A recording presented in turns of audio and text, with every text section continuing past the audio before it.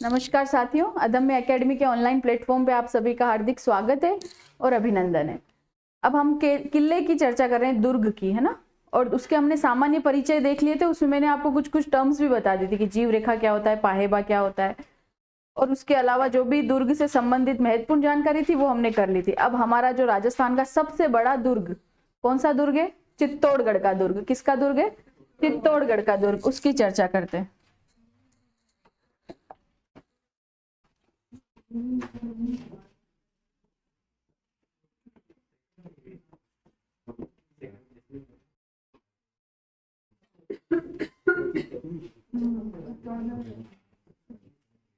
देखो क्या है उपनाम इस चित्तौड़गढ़ दुर्ग के। इस चित्तौड़गढ़ दुर्ग का जो सबसे पहला उपनाम है वो है राजस्थान का गौरव।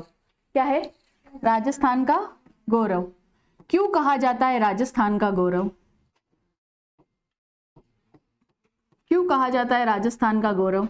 इसलिए कहा जाता है कि इस दुर्ग के ऊपर सभी को क्या है? गर्व है। गर्व क्यों है? एकमात्र ऐसा दुर्ग है जिसके अंदर 3 साके हुए हैं। साके का मतलब होता है केसरिया प्लस जौहर। साका क्या होता है? केसरिया प्लस जौहर। अब केसरिया क्या होता है?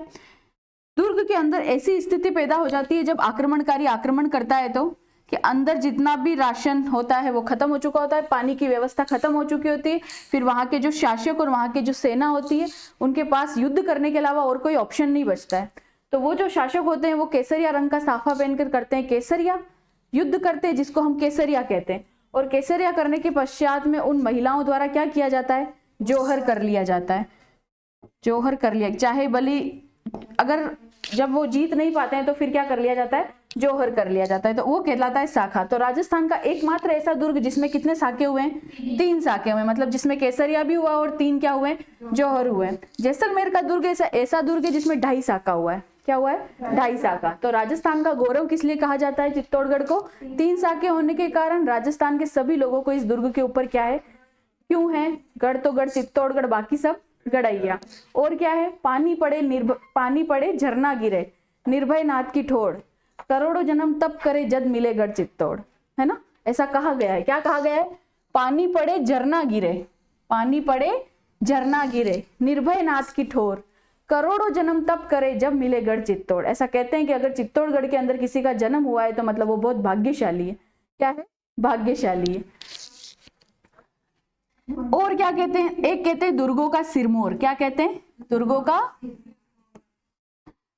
नृत्यों का सिरमौर किसको कहते हैं भाई? घूमर को कहते हैं। उसी तरह दुर्गों का सिरमौर किसको कहते हैं?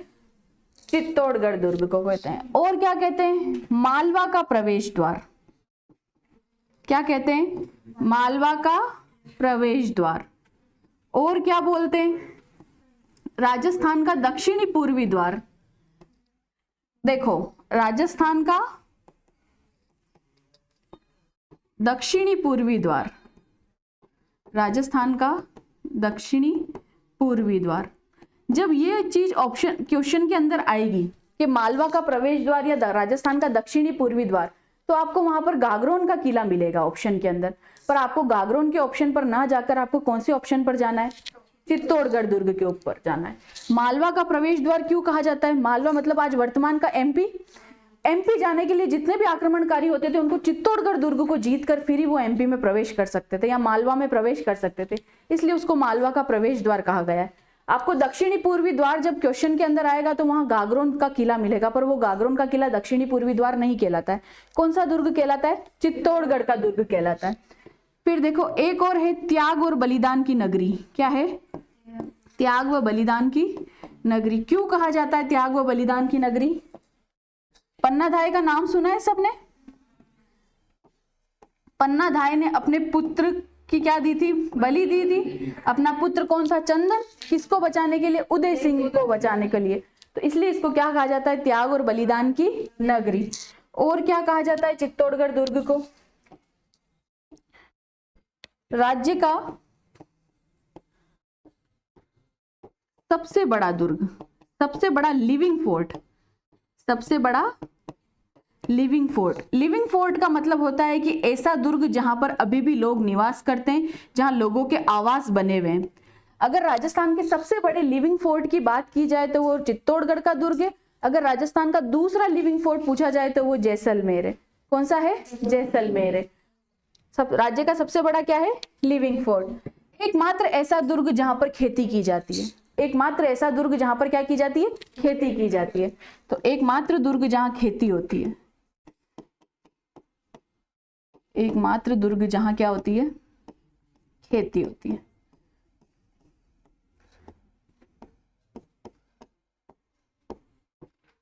एकमात्र दुर्ग जहां क्या होती है? खेती। ऐसा दुर्ग जहां 3 साके हुए हैं, ऐसा दुर्ग जहां पूर्ण रूप से 3 साखे हुए हैं, जहां पूर्ण 3 साके हुए हैं।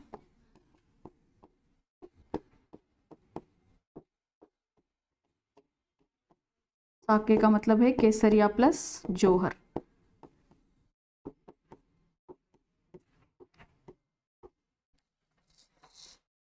तो याद रह जाएगा राजस्थान का गौरव, दुर्गों का सिरमौर, मालवा का प्रवेश द्वार। मालवा का प्रवेश द्वार क्यों? आक्रमणकारी जब आक्रमण करते थे मध्य प्रदेश मालवा जाने के लिए तो पहले चित्तौड़गढ़ दुर्ग को जीतना होता था। राजस्थान का दक्षिणी पूर्वी द्वार, एग्जाम के अंदर 100% गागरोन का किला मिलेगा, पर गागरोन का किले पे नहीं जाके कहां जाओगे? चित्तौड़गढ़ दुर्ग पे। त्याग और बलिदान की नगरी, पन्ना धाय के बलिदान के कारण क्या कहलाई? त्याग और बलिदान की नगरी। राज्य का सबसे बड़ा लिविंग फोर्ट, आज भी ऐसा दुर्ग है जहां पर जनता निवास करती है, जहां लोगों के क्या बने हुए? घर बने हुए। पहले नंबर पर चित्तौड़गढ़ का दुर्ग है, दूसरे नंबर पर जैसलमेर का दुर्ग है। एकमात्र ऐसा दुर्ग जहां खेती होती है। क्या होती है? खेती होती है। और कौन से पोल पे होती है? तो सूरज पोल पे। कहां होती है? सूरज पोल पे। ऐसा दुर्ग जहां पूर्णतः 3 साके हुए हैं, केसरिया प्लस जौहर। क्या हुए? पूर्ण 3 साके हुए हैं। चले आगे। अब देखो ये जो चित्तौड़गढ़ दुर्ग है,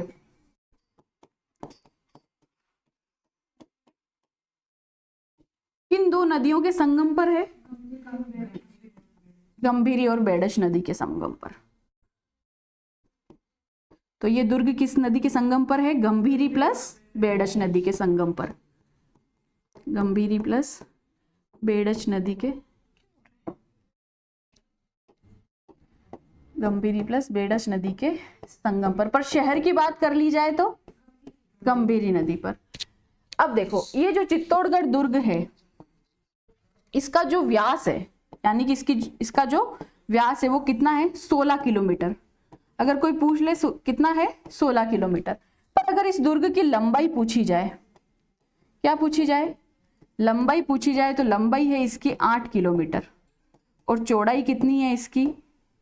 2 किलोमीटर। मतलब फैलावा कितना है? 2 किलोमीटर तक। लंबा कितना है? 8 किलोमीटर तक। पर पूरा अगर व्यास पूछ लिया जाए तो कितना हो जाएगा? 16 किलोमीटर। ठीक है, आगे चले। ये जो दुर्ग है, ये जो दुर्ग है, एक इतिहासकार हुए हैं दशरथ शर्मा। कौन हुए? दशरथ शर्मा।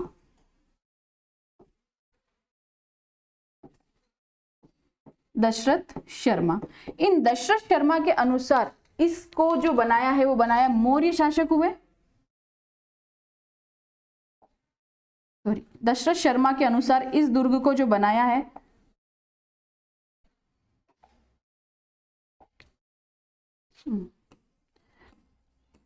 दशरथ शर्मा के अनुसार इस दुर्ग को जो बनाया है वो बनाया है जैत्र सिंह ने। किसने बनाया है?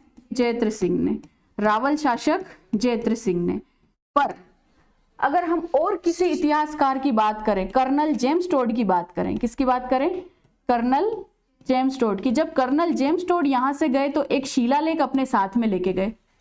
कौन सा शिलालेख साथ में? मानमोरी शिलालेख साथ में गए। उसके अनुसार क्या है? इस चित्तौड़गढ़ दुर्ग का जो संस्थापक है वो है चित्रांगद मौर्य। कौन है? चित्रांगद मौर्य। तो कर्नल जेम्स टोड के अनुसार संस्थापक कौन है? चित्रांगद मौर्य। चित्रांगद मौर्य। देखो सेकंड ग्रेड के अंदर एक सवाल आया, चित्तौड़गढ़ दुर्ग का संस्थापक है चित्रांग और चित्रांगद। ठीक है, वहां पर जो ऑप्शन सही माना गया वो माना गया चित्रांगद।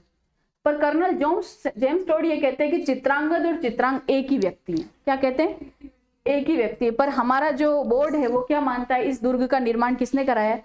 चित्रांगद मौर्य ने कराया। तो आप क्या ध्यान रखोगे? चाहे कोई सा भी ऑप्शन आ जाए, आप क्या नाम याद रखोगे? चित्रांगद मौर्य। ठीक है, पर कर्नल जेम्स टोड के अनुसार ये दोनों व्यक्ति क्या है? एक है। दशरथ शर्मा के अनुसार इस दुर्ग के जो संस्थापक हुए हैं वो हुए हैं जयद्रथ सिंह। कौन हुए? जयद्रथ सिंह। पर अगर इस दुर्ग के आधुनिक संस्थापक कहे जाए, अगर इस दुर्ग के आधुनिक संस्थापक कहे जाए तो वो आधुनिक संस्थापक है राणा कुंभा। आधुनिक संस्थापक क्या है? राणा कुंभा। क्या है? राणा कुंभा। चित्तौड़गढ़ दुर्ग जो है वो राज्य का सबसे बड़ा दुर्ग है। इसके बाद मैंने बताया आपको ये राज्य का सबसे बड़ा लिविंग फोर्ट है। पर जैसलमेर दुर्ग जो है वो राज्य का दूसरा सबसे बड़ा लिविंग फोर्ट है।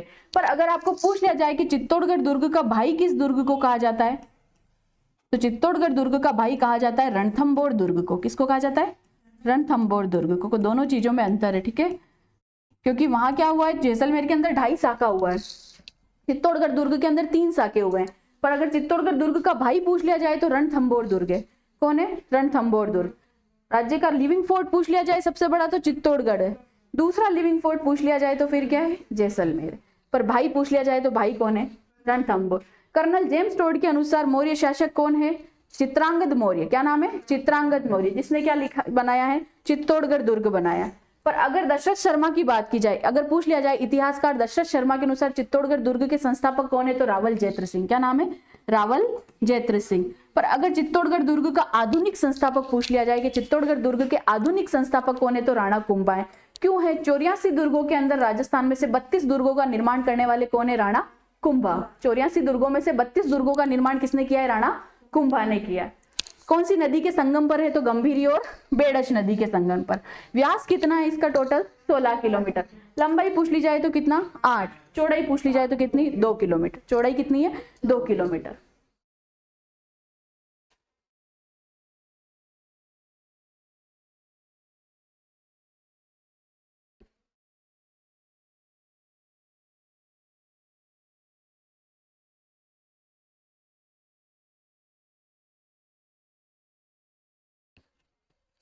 अब देखो, इस चित्तौड़गढ़ दुर्ग में जब हम प्रवेश कर रहे हैं, क्या करते हैं?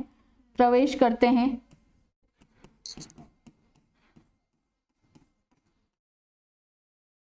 तो इस दुर्ग के अंदर क्या है? सर्पिलाकार मार्ग है। कैसा मार्ग है?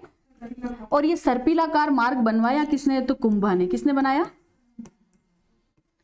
सर्पिलाकार मार्ग है। और ये सर्पिलाकार मार्ग किसने बनाया? कुंभा ने। इस दुर्ग के अंदर कितने हैं? 7 प्रवेश द्वार हैं। कितने हैं? 7 प्रवेश द्वार हैं। इन 7 प्रवेश द्वारों में जो सबसे पहला द्वार है वो है पाडनपोल। कौन सा द्वार है? पाडनपोल। पहला द्वार कौन सा है? पाडनपोल। पाडनपोल के बाद में दूसरा जो द्वार आता है वो आता है भैरवपोल। कौन सा पोल है? भैरवपोल। भैरवपोल के बाद में तीसरा जो पोल आता है वो है हनुमान पोल। कौन सा पोल है? हनुमान पोल। हनुमान पोल के बाद में चौथा जो पोल है वो है गणेश पोल। कौन सा पोल है? गणेश पोल। गणेश पोल के बाद में पांचवा जो पोल आता है वो है जार्डन पोल। कौन सा है? जार्डन पोल। जार्डन पोल के बाद में छठा जो पोल आता है वो है लक्ष्मण पोल। लक्ष्मण पोल। और लक्ष्मण पोल के बाद में 7वां जो पोल आता है वो है आपका राम पोल। कौन सा पोल है? राम पोल। ये जो पाडन पोल है इसके यहाँ पर जब शुरू होता है तो रावल बाग सिंह की छतरी है, या रावल बाग सिंह का क्या है? स्मारक है। तो पाडन पोल की शुरुआत में किसका स्मारक है? रावल बाग सिंह का। रावल बाग सिंह का स्मारक। रावल बाग सिंह का स्मारक। कौन से साके के अंदर इन्होंने ये शहीद हुए हैं या इन्होंने बलिदान दिया है? तो द्वितीय साके के अंदर। किसके अंदर? द्वितीय साके के अंदर। तो पाडन पोल, भैरव पोल, हनुमान पोल, गणेश पोल, जार्डन पोल, लक्ष्मण पोल, राम पोल। चित्तौड़गढ़ दुर्ग में जाने के लिए क्या बना हुआ है? सर्पिलाकार मार्ग बना हुआ है, जिसको किसने बनाया? राणा कुंभा ने बनाया। किसने बनाया? राणा कुंभा ने बनाया। इस पाडन पोल की जब शुरुआत होती है तो वहां पर रावल बाग सिंह का क्या बना हुआ है? स्मारक बना हुआ है। रावल बाग सिंह का क्या बना हुआ है? स्मारक बना हुआ है। ये हनुमान पोल और गणेश पोल के बीच में जयमल और फत्ता जी की छतरी है, सॉरी कल्लाजी राठौड़ की।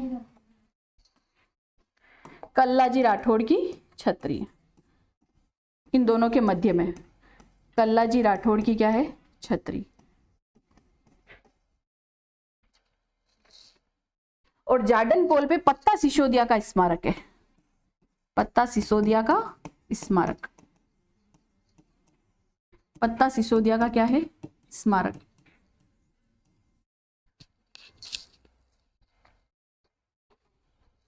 साकों की चर्चा करेंगे अपन विस्तृत रूप से, तीनों साके बताऊंगी मैं आपको। तो कितने प्रवेश द्वार है चित्तौड़गढ़ दुर्ग के अंदर? 7 प्रवेश द्वार है। पहला कौन सा है? पाडन पोल। कौन सा है? पाडन पोल। पाडन पोल के बाद में भैरव पोल। भैरव पोल के बाद में हनुमान पोल। हनुमान पोल के बाद में गणेश पोल। गणेश पोल के बाद में जाडन पोल। जाडन के बाद में लक्ष्मण पोल और लक्ष्मण पोल के बाद में राम पोल। इन दोनों पोलों के बीच में किसकी छतरी है? कल्लाजी राठौड़ की छतरी है। अगर अपन पाडन पोल की बात करें तो वहां किसका स्मारक है? रावल बाग सिंह का स्मारक है। और कौन कौन से मंदिर है और क्या क्या है दुर्ग के अंदर, वो भी बात करते हैं। जाडन पोल पे पत्ता सिसोदिया का स्मारक है। जाडन पोल पर क्या है? पत्ता सिसोदिया का स्मारक है। जयमल और पत्ता 2 है, उसमें से पत्ता सिसोदिया का क्या है? स्मारक है। आगे चले। अब देखो कौन कौन से मंदिर हैं। सबसे पहला अपन बात करते हैं मीरा मंदिर। दुर्ग में मंदिर लिख लेना, चित्तौड़गढ़ दुर्ग के मंदिर। अगर अपन चित्तौड़गढ़ दुर्ग के अंदर बात करें, सबसे पहले तो बात करते हैं मीरा मंदिर की। और मीरा मंदिर जो है वो किसने बनाया? मीरा जी के ससुर कौन थे? राणा सांगा। कौन थे? राणा सांगा। तो राणा सांगा जी ने बनवाया। पर इस दुर्ग के इस मंदिर के अंदर मीरा की कोई मूर्ति नहीं है। इस दुर्ग के अंदर मीरा की कोई मूर्ति नहीं। इस दुर्ग के अंदर कृष्ण की मूर्ति थी जिसकी मीरा पूजा किया करती थी। पर जब आमेर के शासक मान सिंह ने चित्तौड़गढ़ पर आक्रमण किया, वहां से ये कृष्ण की मूर्ति उठाकर जगत शिरोमणि मंदिर जयपुर के अंदर स्थापित करा दी गई। यानी कि यहाँ जो कृष्ण भगवान की मूर्ति थी उसकी पूजा कौन करती थी? मीरा करती थी। पर अब वर्तमान में वो मूर्ति यहाँ पर नहीं है। अब वर्तमान में वो मूर्ति कहाँ रखी हुई है? जगत शिरोमणि मंदिर आमेर जयपुर। तो यहाँ ये जो मंदिर है ये किसने बनाया था? राणा सांगा ने बनाया था। राणा सांगा कौन थे? मीरा जी के ससुर थे। ये मीरा जो करती थी यहाँ पर क्या करती थी? कृष्ण भक्ति करती थी। कृष्ण भक्ति किया करती थी। कृष्ण भक्ति किया करती थी। और इसी मंदिर के अंदर रैदास का क्या है? रैदास जी की छतरी है। रैदास जी कौन है? मीरा के गुरु। रैदास जी की क्या है? छतरी। पर मीरा की कोई मूर्ति इसके अंदर नहीं है। मीरा की कोई मूर्ति नहीं है, सिर्फ एक तस्वीर लगी है मीरा की, वो बाद में लगाई गई है। नोट डाल के लिख लो। मीरा जिस कृष्ण की पूजा यहाँ किया करती थी, मीरा जिस कृष्ण की मूर्ति की पूजा यहाँ किया करती थी,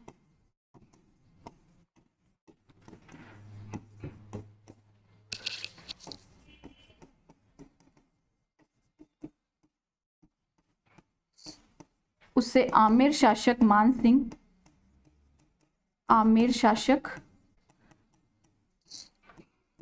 सिंह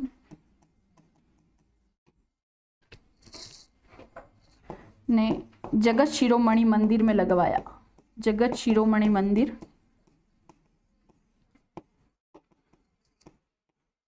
किसने बनवाया? ये मंदिर पता है? रानी कनकावती ने। किसने बनाया? रानी कनकावती ने बनाया अपने पुत्र की याद में।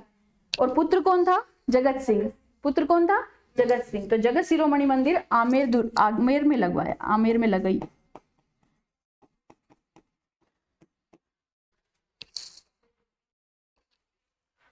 तो मीरा मंदिर किसने बनवाया था? राणा सांगा ने। राणा सांगा क्या लगते हैं? मीरा के ससुर।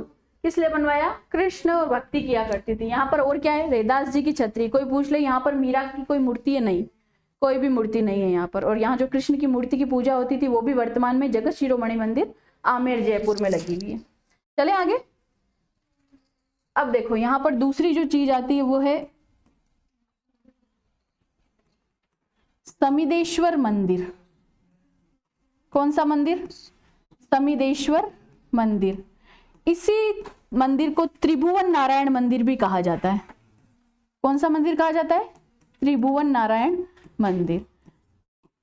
त्रिभुवन नारायण मंदिर।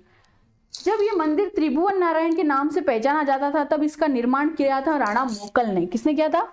राणा मोकल ने। और बाद में ये मंदिर जो है किसके नाम से जाने लगा? समिदेश्वर मंदिर के नाम से जाने लगा। जिस भी किसी नाम के पीछे ईश्वर आता है वो किसका मंदिर होता है? किसका मंदिर होता है? शिव का। किसका मंदिर होता है? शिव का। अगर किसी भी के भी नाम के पीछे अगर आपको ईश्वर दिखता है तो मतलब वो किसका पर्यायवाची है? शिव का पर्यायवाची है। तो अब जो वर्तमान में ये जाना जाता है समिदेश्वर मंदिर के नाम से जाना जाता है। पहले जब राणा मोकल ने इसको बनाया उस समय के अंदर ये किसके नाम से जाना जाता था? त्रिभुवन नारायण मंदिर। कौन सा मंदिर? त्रिभुवन नारायण मंदिर। एक है आपके विजय स्तंभ, कीर्ति स्तंभ। क्या है यहाँ पर? विजय स्तंभ और कीर्ति स्तंभ। देखो दोनों में कंफ्यूज मत होना, क्योंकि वहां पर जब हम जाते हैं तो वहां पर लोग कहते हैं कि ये विजय स्तंभ है वो कीर्ति स्तंभ है, पर ऐसा नहीं है। जो विजय स्तंभ है वही कीर्ति स्तंभ है, क्योंकि ये कीर्ति स्तंभ या विजय स्तंभ जो बनवाया राणा कुंभा ने बनाया, और ये जो प्रदर्शित करता है राणा कुंभा की कीर्ति को प्रदर्शित करता है। किसको प्रदर्शित करता है? राणा कुंभा की कीर्ति को प्रस्तुत करता है। ये दूसरा है जैन कीर्ति स्तंभ। कौन सा स्तंभ है? जैन कीर्ति स्तंभ। इन दोनों की विस्तृत चर्चा करेंगे अपन। पहले बस मैंने आपको बता दिया कि क्या क्या है।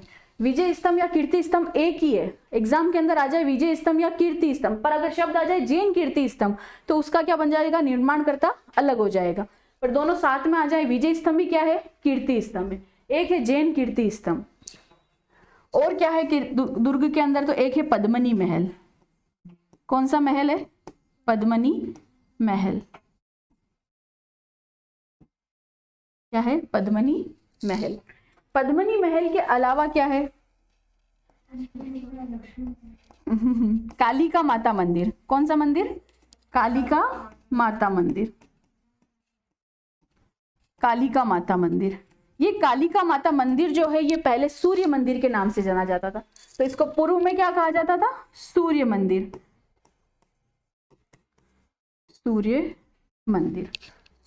कालिका माता मंदिर पहले क्या था? सूर्य मंदिर। इसको बनवाया किसने? तो इसको किसने बनवाया था? मौर्य शासक चित्रांग मौर्य ने। मौर्य शासक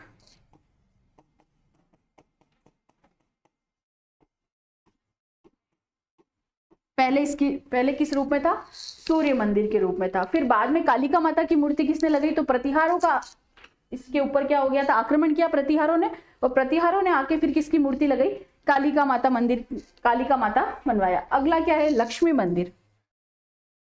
हाँ, अन्नपूर्णा मंदिर या अन्नपूर्णा लिख दो। अन्नपूर्णा माता जो वर्तमान में किसके रूप में पूजी जाती है? लक्ष्मी के रूप में पूजी जाती है।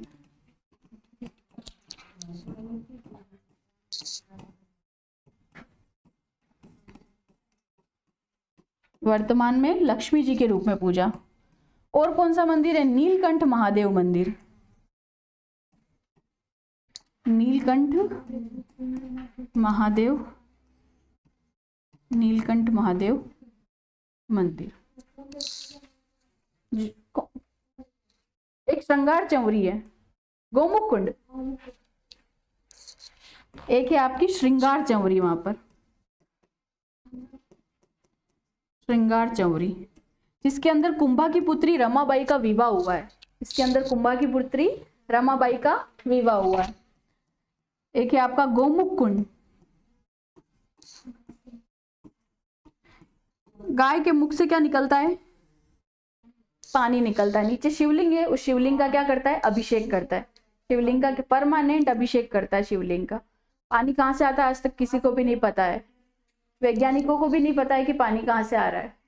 गाय के मुख बना हुआ है इसलिए गोमुख कहा गया। गाय के मुख से क्या निकलता है? पानी। जमीन में एक शिवलिंग है, उस शिवलिंग का क्या करता है? कंटिन्यू अभिषेक करता रहता है।